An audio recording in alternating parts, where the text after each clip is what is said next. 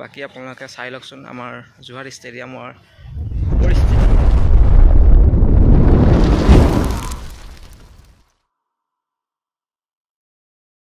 Hi guys, মই আছোঁ বৰ্তমান যোৰহাট ষ্টেডিয়াম আৰু ভাবিলোঁ আজি মই এটা ফাৰ্ষ্ট ব্লগ বনাওঁ, যিটো মই আজি আমাৰ যোৰহাটত থকা ষ্টেডিয়ামখন দেখাবলৈ আপোনালোকক চেষ্টা কৰিম।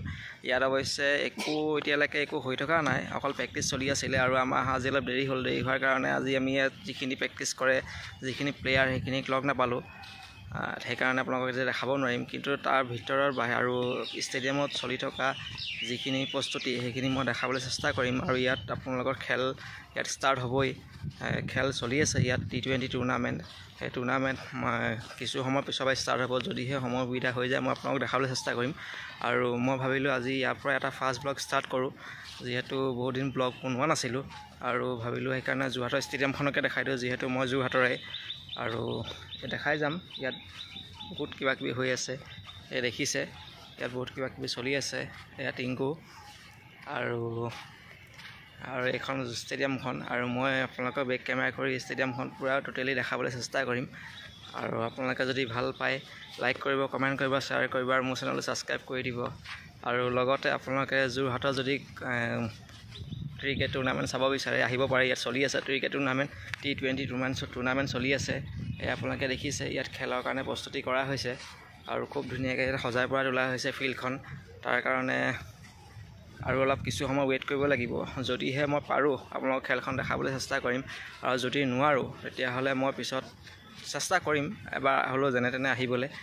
আৰু বাকী আপোনালোকে চাই লওকচোন আমাৰ যোৰহাট ষ্টেডিয়ামৰ পৰিস্থিতি। এইখন দেখিছে ষ্টেডিয়ামখন, এতিয়া আমাৰ ইয়াত কমপ্লিট হোৱাগৈ নাই, কিন্তু পূৰা টোটেলি বনাবলৈ ষ্টাৰ্ট কৰি আছে। মানে একচুৱেলি আধাটো বনোৱা হৈ গ'ল আৰু এতিয়া বৰ্তমান বনাই আছে।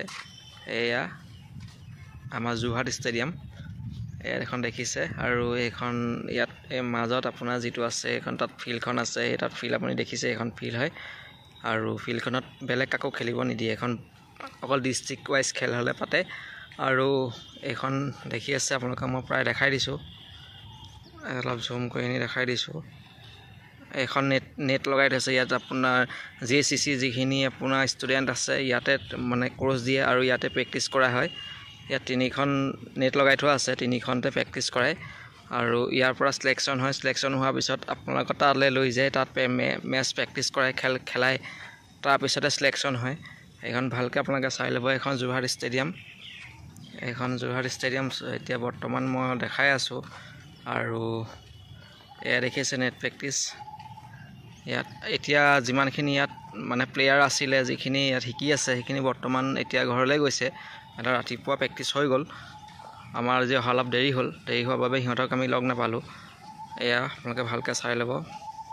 এইখন ফিল্ডখন কি ধুনীয়া বনাই দিছে ফিল্ডখন, কোনো ধৰণৰ ইয়াত প্ৰব্লেম নাই, একদম ইণ্টাৰনেশ্যনেল খেল খেলিব পৰা টাইপ ফিল্ড এখন বনাই থৈছে ধুনীয়াকৈ। আৰু এয়া মই মাজমজিয়ালৈ আহি আছোঁ, মাজভাগতে আছে আপোনালোকে ফিল্ডখন দেখিলে।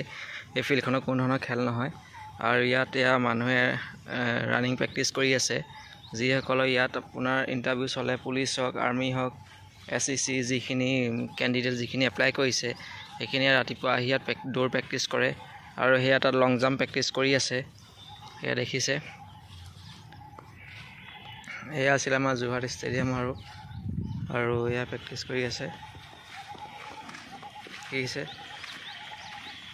এইটো পেভিলিয়ান হয়, পেভিলিয়ান এতিয়া কমপ্লিটকৈ হোৱাগৈ নাই, বনাই আছে। আৰু ইয়াত আমাৰ অলপ পিছৰ পৰা খেল ষ্টাৰ্ট হ'ব, সেইকাৰণে ইয়াত আপোনাৰ টুৰ্ণামেণ্ট পাতিবতো, T20 টুৰ্ণামেণ্ট হ'ব ইয়াত, সেইকাৰণে ইয়াত এইকেইটা বনাই থোৱা আছে।